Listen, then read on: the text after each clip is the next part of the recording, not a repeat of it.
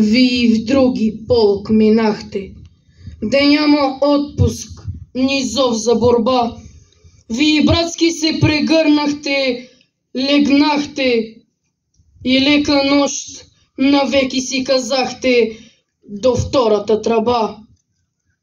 Но що паднахте тук, деца борливи, за трон ли злат, за някой ли кумир, да беше то, остали бихте живи, не бихте срещали тъй горделиви куршума.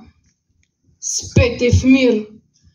Българио, за тебе те умряха, една бе ти достойна зарад тях, и те за теб достойни, майко, бяха, и твоето име само кът мълвяха, умираха без страх.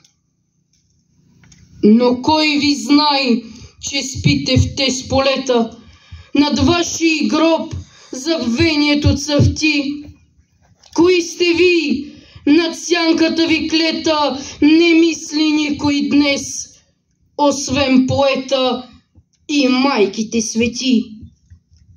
Борци, венец ви свих от песен жива, от звукове, що никой не сбира, от диви и рев на битката гръмлива, от екота на Витоша борлива, от вашето ура! И то звенец, той няма да завене, и тая песен вечно ще гърми из българските планини зелени, и славата ще вечно пей и стене над гробневи хълми. Почивайте по тез могили ледни, не ще да чуете веч тръба, ни вожд, ни славни и гръм на битките победни. Към вечността е маршът ви последни. Юнаци, лека нощ!